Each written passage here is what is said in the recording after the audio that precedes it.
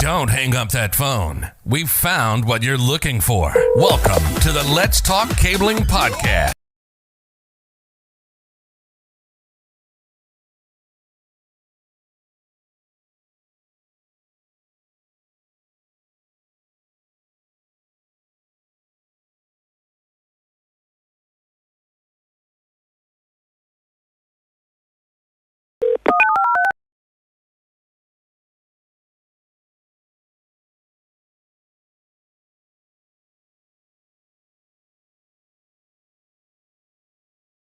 Microphone on, and welcome to the After Hours Live with Chuck Bowser, RCDD, Big C Technician, here to answer your copper and your fiber questions for the evening.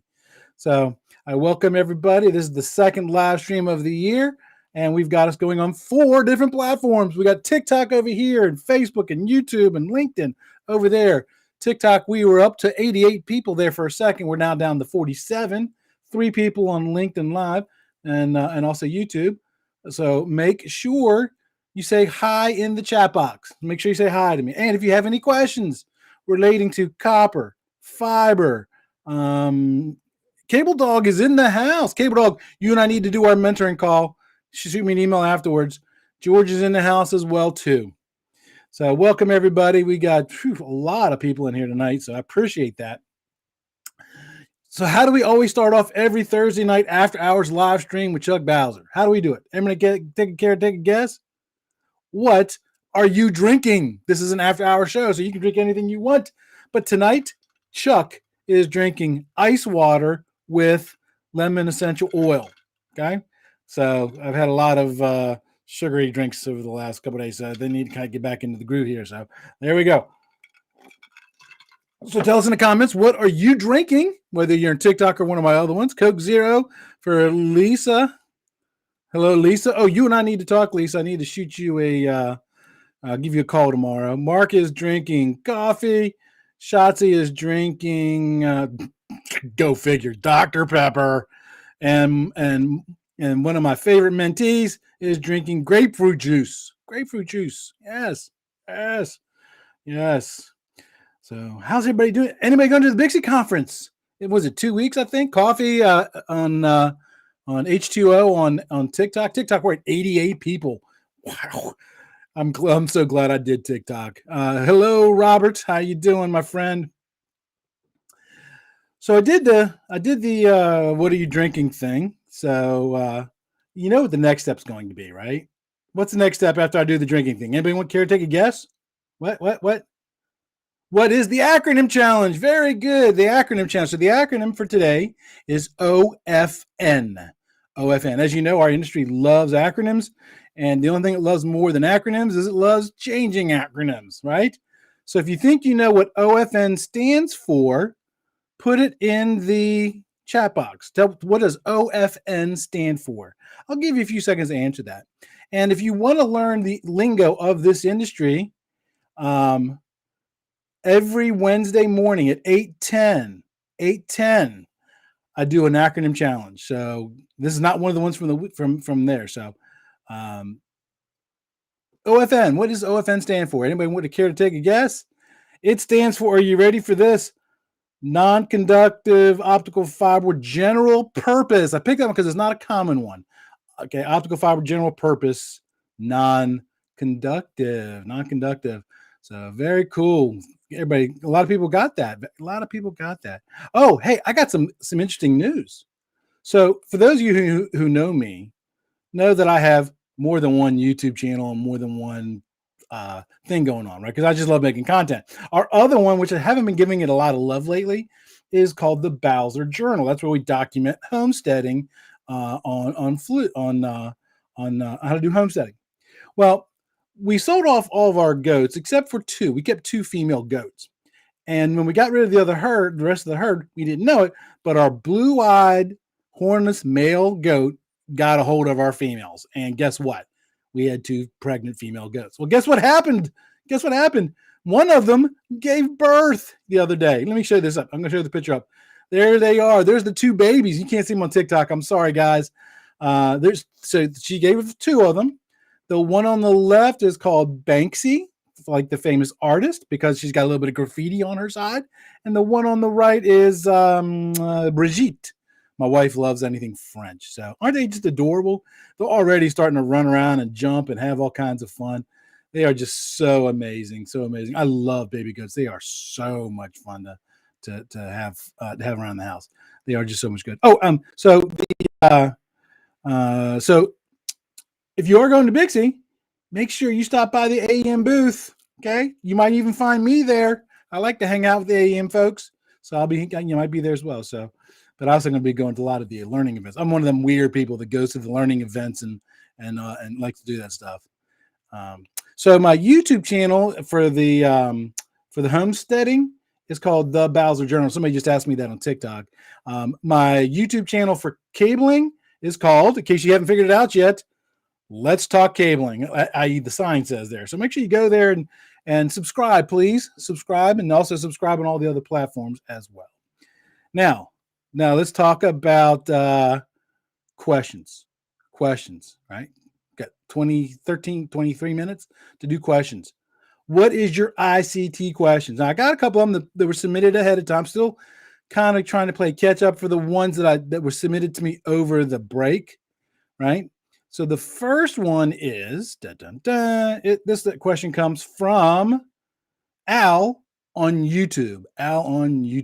So Al wants to know, where can I find free resources for my continuing education credits to maintain my Bixie technician certification? Now, I know it doesn't say that on the screen.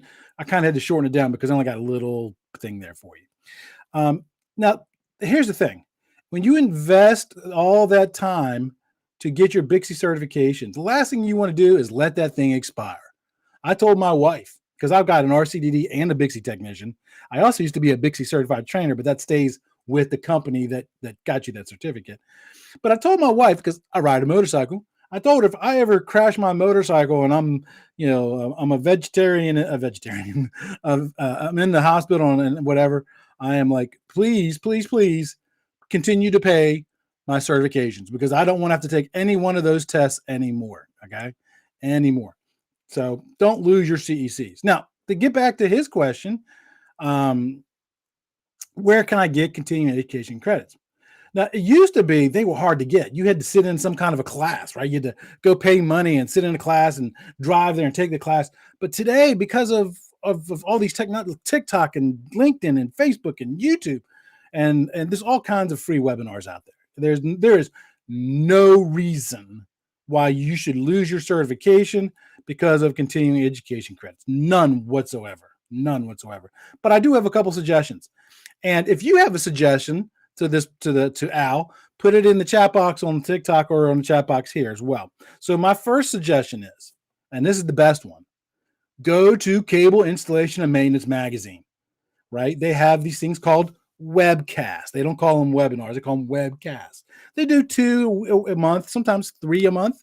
And every time they do them, they are recognized for continuing education credits. They're done during regular business hours. So if you're an estimator or project manager, you can just log on, in the middle of the day and watch them. But if you're a technician out in the field like Al is, you may not be able to stop in the middle of the day to watch some webinar.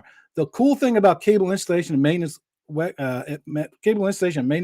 Magazine, they record their webinars. Thank you, Lisa. Yes, absolutely. There's the website for them.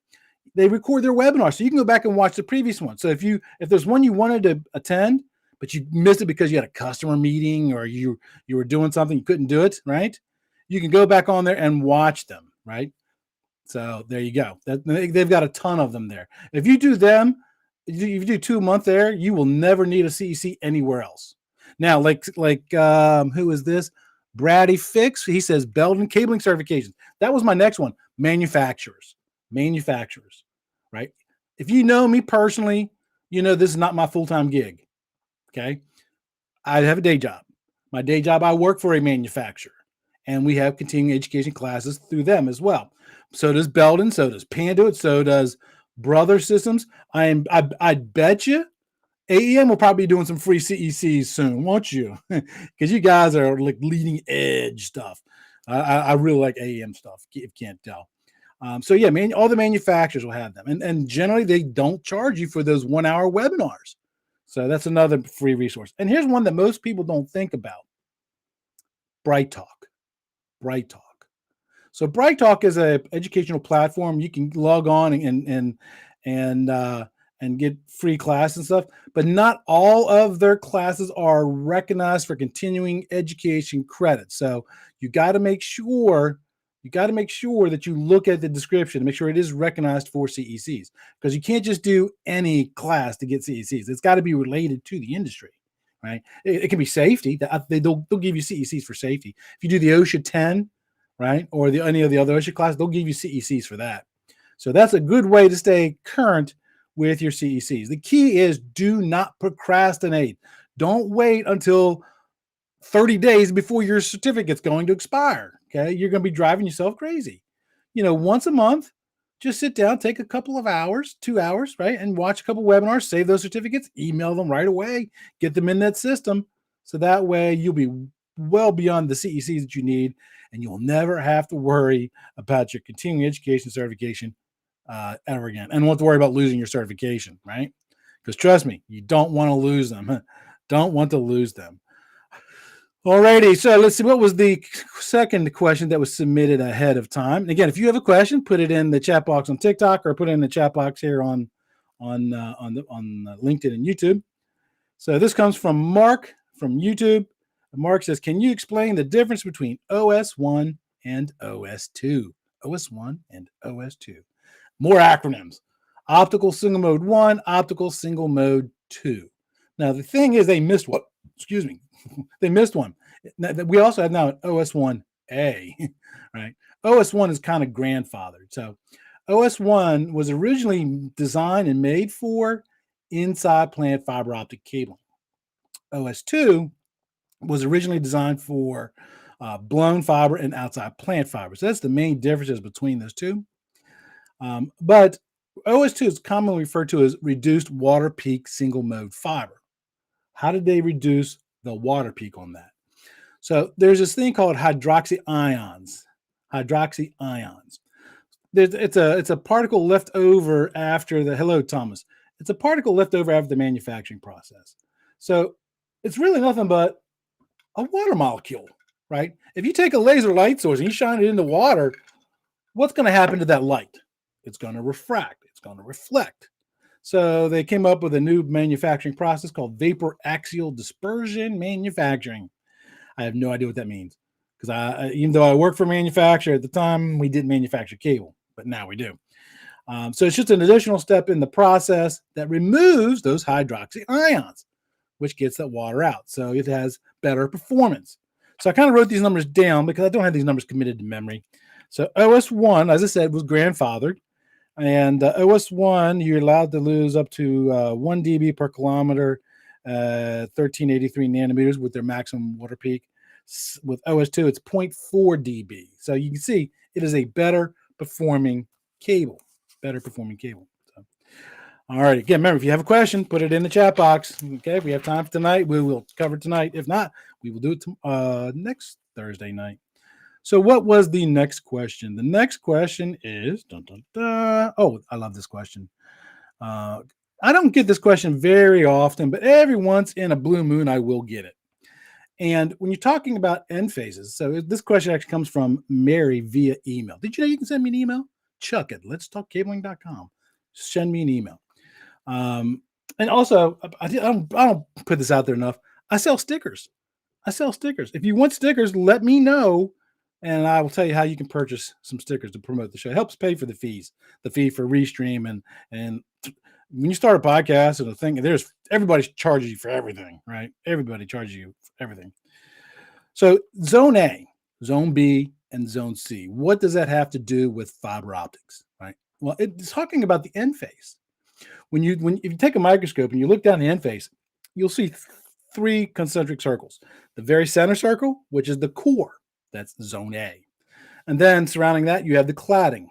Okay, that's Zone B. Around that, you have what's called the adhesive zone. And then outside of that is the ferrule, and that's Zone D. Now, what they did is they broke up the classifications to to describe how big a debris or scratches you can have in each one of those sections and still be able to pass. And the reason they did this, and you'll find this in the IEC 61300-3-35. I had to look that up right here, right? So that's the standard that actually gives us those three zones. And the reason they wrote that is because they wanted to remove the human element out of it, right? Because what I might consider a clean end face, you may not, or vice versa. So when they came up with the standard, that makes it clear cut. What is a pass?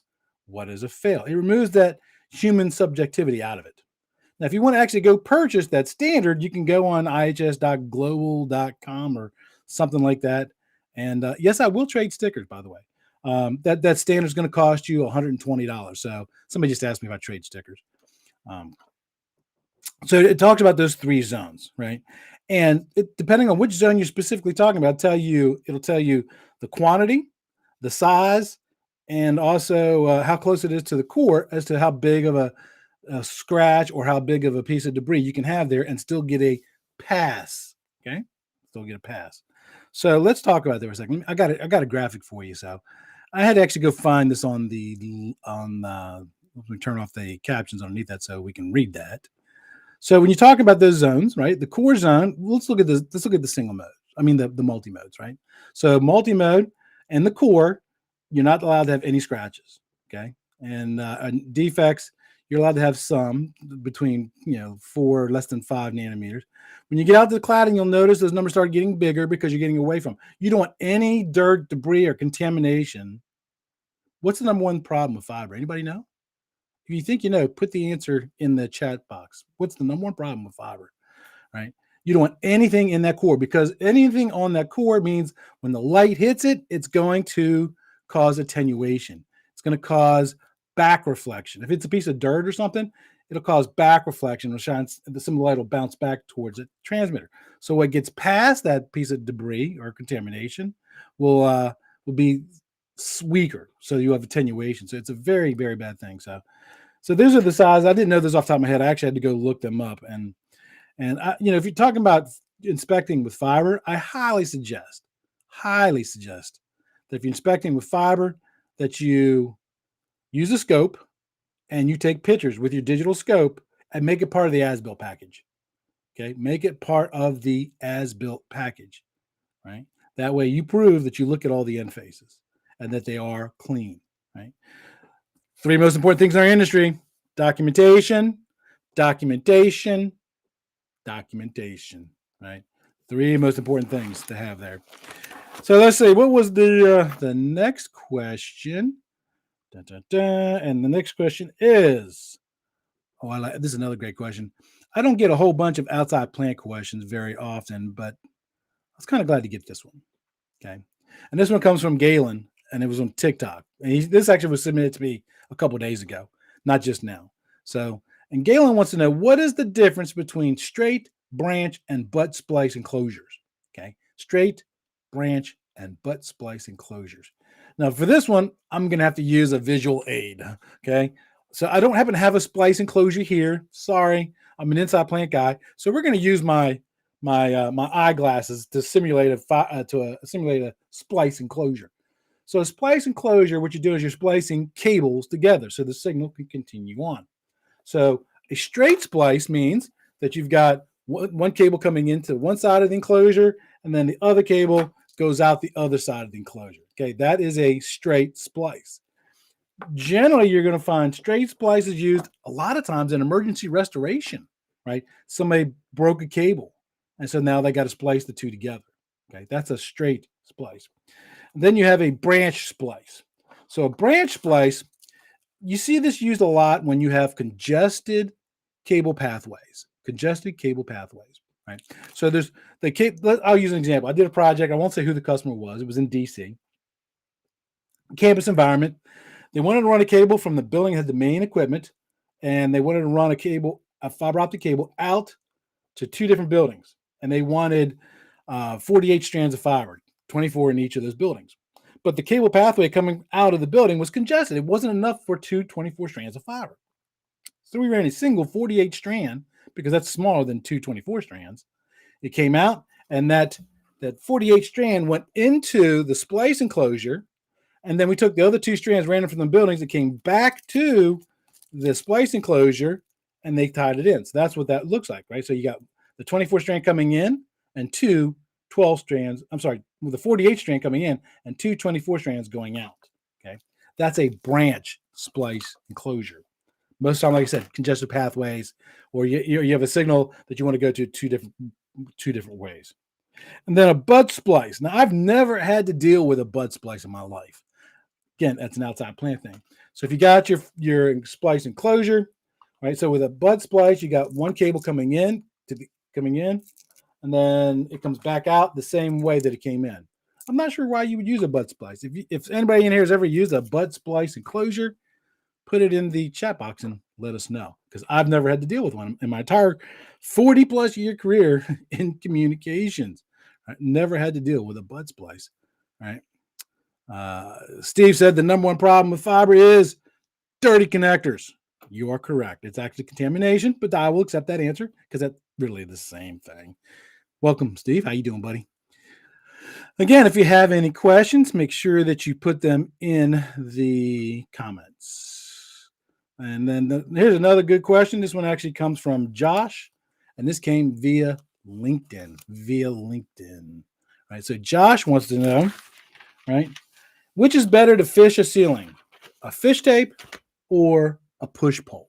Fish tape or a push pole? Hey, if you have an opinion on this, put it in the chat box. Which do you think is better, a fish tape or a push pole?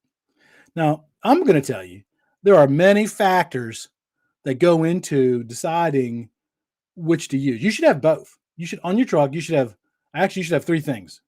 You should have an 1/8 inch fish tape, a 1/4 inch fish tape, and push poles. I've even heard of guys claiming to have remote control cars. Never seen it. I've heard guys claiming, and if a guy says they did it, I mean, they had to have done it, right? So when you're talking about, I shorten again this question down, but this guy was specifically asking me for a lock tile ceiling. A lock tile ceiling, those are ceiling tiles that are 1 by 1, and then they've got grooves on the side, and they have these little metal things that you slide in. And when you put them together, they're designed not to be able to open back up, right? Not to be able to open back up. And then you got to look for these access points. The access points, there's these little sliders, and then you can open up the top, but you're only opening up a 1 by 1, right? So you have very limited space. A cable monkey. Is that kind of like a trunk monkey, like the TV commercials? Steve said he has seen the remote control car, right? So my question is, when you get into that ceiling, how many obstructions are there, right? Is there insulation laying on the tiles? Is there a lot of electrical cables? Is there a lot of, ceiling fixtures? Is there really short, sometimes you open up a ceiling tile, you literally got like that much room to work in, right? Well, okay, well, there you go. So it really kind of depends, right? Now, if it's in a straight line and I have some obstructions and I have the room to use it, I'm going to use a push pole, right? If I had a remote control car, it would be one of those 4x4 remote control cars. Is it gas or electric? Which is safer in a ceiling? I don't know. I'd have to ask OSHA that question, right? The problem with the push pole is you can only go in a straight line. Okay, so if you can see the other hole, that's going to be a good scenario for you. My thing is, that reminds me. So Steve says a fishing line gun works too. Greenlee used to make one of those. I think it used to have like a rubber band on it. Yeah, I didn't say I did it, Nolan. Okay. They used to make one of those things. It looked like it didn't look like a gun, but it was a gun with fish line and a rubber band thing on you. And Greenlee used to make it and used to shoot it. And then I've never used it, but I've seen it at Gray Bar. So that's a good thing. Right. I've never tried one though. If you don't have to go in a straight line, if you have to go around a corner or have to bend, my preference there is going to be a 1/4 inch fish tape, not the 1/8 inch, a 1/4 inch. Okay. A 1/4 inch fish tape is more rigid and can go longer distances. An 1/8-inch fish tape, when you start getting a whole bunch of it out, it's going to start bowing up on you. It's going to want to lay over on its side, and it's just going to cause you all kinds of problems. So here's the beautiful thing about those fish tapes, right? If you have to go around a corner, you can do it with a fish tape. A lot of people don't know that, right? So there's two ways to do this, right? One way is to take the fish tape and then send it till it gets right to the point. If you take the tape and you lay it on its side, if it's out far enough, the fish tape will lay on its side, and then you can kind of go around that corner. It takes some skill to do that, some talent, and some experience.